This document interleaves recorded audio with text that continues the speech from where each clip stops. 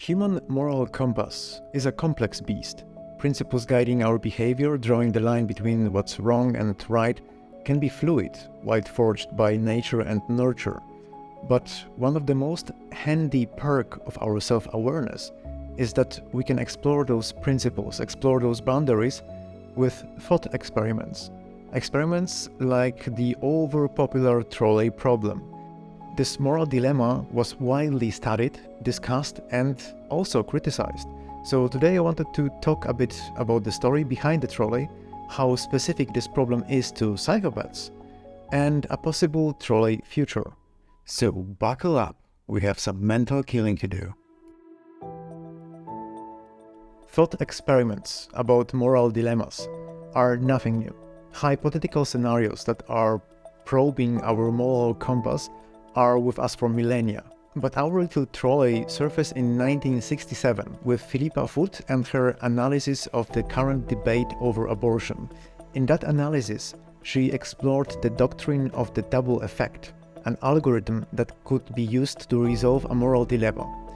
Risking oversimplification, the doctrine says that it is wrong to intentionally perform a bad act to achieve good consequences. Nevertheless, it is acceptable to perform a good act despite being aware that it will result in bad consequences. In other words, bombing a civilian town to end a war would be considered immoral. Bombing a military ammo storage but killing some civilians in the process could be considered morally justified. Philippa used very interesting examples while trying to dig deeper into that reasoning. Suppose that a judge is faced with rioters demanding that a culprit be found for a certain crime and threatening otherwise to take their own bloody revenge on a particular section of the community. The real culprit is being unknown, so the only way to prevent that bloodshed is framing someone innocent and having them executed. And giving another example, with the driver of a runaway tram which can only steer from one narrow track to another. 5 men are working on one track and 1 man on the other. Anyone on the track he enters is bound to be killed. And then she ventured into answering a very relevant question.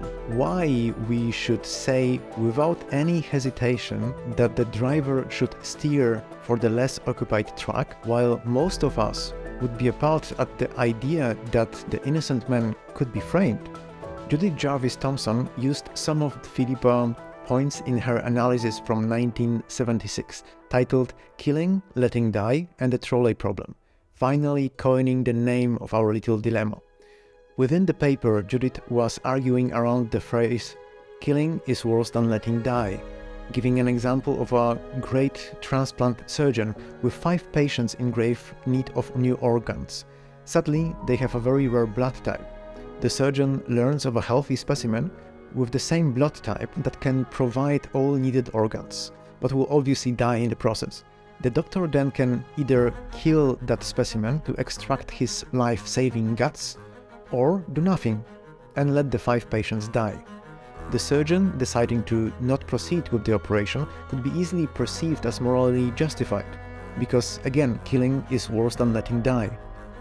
But then why the active decision to resolve the trolley issue with killing 1 person instead of 5 seems to be acceptable? The results of lack of the action seems equal in both cases, 5 dead bodies. And yet we are kind of fine with the doctor letting his 5 patients die, while we expect the trolley to run on the path with just 1 unlucky stranger. How's that for killing is worse than letting die?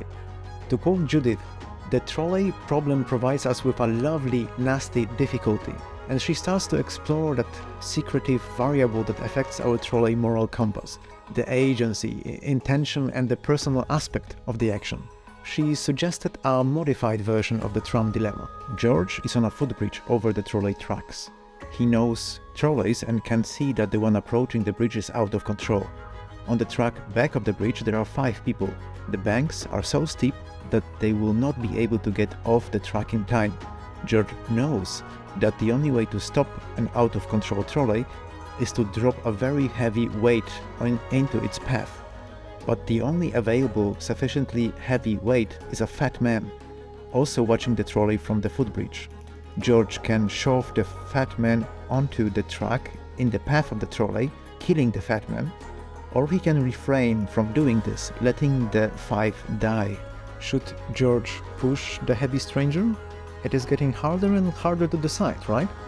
We are for sure getting closer to the surgeon territory, where the more utilitarian decision actually involves harming someone personally. With that publication, Judith crystallized the idea of a trolley problem and introduced its new important variation, the fat man, aka footbridge version. It is important because this clear distinction between impersonal and a very personal action will years later tell us something interesting about psychopaths. Let's start with the baseline. The more modern version of the classical trolley problem describes a trolley running on a track to kill 5 people, another track with 1 person and a person with a lever to switch the trolley track. Doing nothing will result in 5 deaths. Switching the lever would cause a singular departure. When asked, the majority of the participants are saying that they would actually pull the lever or that it is morally acceptable to do so. People tend to justify the utilitarian version of the resolution, switching the lever for the greater good. The situation changes drastically in the footbridge variant of the dilemma. It is difficult to make a decision to intentionally push someone to their death. So this time, the majority of the people decide to do nothing or say that pushing someone to stop the trolley is immoral. People seem to switch from utilitarian to more deontological perspective, to emphasize the rules, duty, where murdering someone is just wrong, disregarding the consequences. This duality is quite culturally universal as well, as it was replicated in 45 countries from all inhabited continents, in a study from 2022 with like 4 pages of involved authors. And since moral dilemmas are universally making us tense, with running emotions making us sweat, researchers started to wonder what kind of trolley answers we can get from people with those emotions unregulated. Psychopaths can't form emotional attachments. Their empathy seems to be disabled by default. Their lack of guilt or remorse can be arrogant, deceitful, manipulative, even sadistic. So naturally, they were quite a target group for exploring the navigation of moral compass.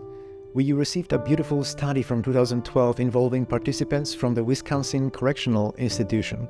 24 participants were classified as psychopathic, and that group was compared with 24 non-psychopathic inmates. In general, 2 major groups of moral problems were presented to those participants: impersonal scenarios, like pulling the trolley lever, and personal scenarios, like personally pushing someone on the track. Let's start with the impersonal dilemmas. To no one's surprise, a slight majority of the non-psychopaths said that they would perform the action suggested in the story. So, for example, they would pull the lever. Pretty standard results for the average population, I would say. The psychopaths, though, were significantly more eager to pick that utilitarian option, making that slight majority more vast. In other words, they were very fast to pull that lever. It looks like muffled emotion processing dismissed all the second thoughts. The situation with the personal scenarios, so involving harm and personal force, was even more interesting. The difference between psychopaths and non-psychopaths was there, but was not significant. Not significant until researchers checked for the anxiety levels. Research has shown that there are at least 2 distinct subtypes of psychopathy. Primary psychopathy is characterized by low anxiety level, and it is believed to result from a genetic predisposition. Secondary psychopathy, on the other hand, is marked by high anxiety and is thought to develop as a response to environmental harshness and unpredictability. The cited study showed that psychopaths indeed have way more moral wiggle room when it comes to pushing heavy people from bridges, but only the primary, low anxious psychopaths. A similar study was published in 2022 with a bigger and more diverse set of participants and a very similar results. Authors of the publication are suggesting that those with elevated levels of psychopathic traits are more willing to push the fat man from the bridge than others. To add more neurological context to those results, a group of researchers from Pennsylvania put participants with diverse scoring on the psychopathy score into fMRI. Then they were monitoring their brain activity while exposing participants to the selection of moral dilemmas, like our for sure favorite at this point, footbridge story. Just to give you another example, there was problem based on a story where civilians are hiding from terrorists. A baby was about to cry, revealing the position of the group, which would lead to killing all of the civilians. The participants had to decide whether it is morally justified to smother the baby to save the civilians or let the baby cry, resulting in everyone's death. Brain activity showed a fascinating relationship between the psychopathy score and activation, or actually lack of activation. As the authors mentioned, more psychopathic individuals showed reduced activity in the amygdala during emotional, moral decision-making, with particularly cunning and manipulative individuals showing reduced activity in the entire moral neural circuit. And while more and more participants are exposed to different versions of the trolley every single day, we had to talk a bit about the trolley problem problematic future. The research done on the trolley problem is vast and diverse, but it is mainly based on written and spoken answers, and what people say and what they do can be two very different things. Although moral dilemmas started as thought experiments, we now have the technology to push it closer to the reality, at least to a virtual reality. A study from 2016 tried to answer the question if the moral judgment can be equal to moral action. They randomly assigned participants to two experimental groups, judgment condition and action condition. Both groups had to first perform an easy task to move an object in virtual reality, and then the fun started. The judgment group worked with simple illustrations of different dilemmas, deciding if each action is morally acceptable or if they would personally do it. The action group had a more intense task to perform. People from the second group were put on a virtual footbridge with clearly visible tracks below. They could also easily spot 5 people standing on those tracks and a heavy bystander standing in front of the participant. After 30 seconds of ambient noise, a verbal instruction introduced the main villain of the story. Look behind you, a train is coming. Another 25 seconds of sinking into the situation, and the problem was introduced. Hey, I'm too far away, but if you want to save the people, you could push the large person onto the track to derail the train. If you are going to push him, do it now, but it is your choice. Participants had a maximum of 10 seconds to react. They knew how to push the person from the previous exercise. The noise of the incoming trolley was getting louder. At some point, the people on the track began to shout for help. Pretty intense situation. Also intense were the results. In the judgment group, 20% of participants said that pushing the man was morally acceptable. On top of that, only 10% said that they would personally do it. In the intense action condition, a whopping 70% of participants decided to push the man from the bridge. Theoretically, the same dilemma, but extremely different results. Of course, there are many different factors here. The VR technology is not ideal. Maybe it is hard to take the heavy man seriously if he looks like a bulky boss from 1997 shooting game. Or participants were expecting a loot box as a reward for an immoral action. But it could be that presenting the vague theoretical moral dilemma in a more real scenario is adjusting our moral compasses to point towards more utilitarian action. If that's the case, maybe we need more concrete, realistic examples than a heavier stranger and a crazy trolley. A study published in 2021 in Cognition and Emotion is exploring that kind of realistic approach with a moral problem based on a medical triage of acute coronavirus patients. Authors of the study created 3 new moral dilemmas titled Redirection, Withdraw, and Jeopardize. In Redirection, an oxygen tank is on the way to hospital to save a single coronavirus patient. The decision is whether to redirect it to a nearby ICU with 5 similarly critical coronavirus patients. In Withdraw, an oxygen tank is already in use, treating a single coronavirus patient. The decision is to whether to disconnect the tank and move it to the second ICU to save 5 coronavirus patients. In the Jeopardize, an essential worker can deliver the tank to an ICU with 5 coronavirus patients, but will likely catch coronavirus and die in the process. Intense, but also realistic. In all the cases, the majority of participants was in favor of the utilitarian approach, with the clearest pattern seen in the redirect scenario. What is also interesting, despite COVID-19 being a very politically polarizing topic, both Democrats and Republicans voted very similarly. So we have another study showing that when changing an abstract trolley problem to something more down to earth, people are more prone to utilitarian approach.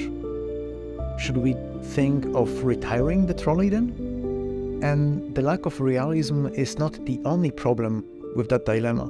It's just getting too popular. At this point, it's almost a meme. Doing research on a moral dilemma that is widely popular can be difficult.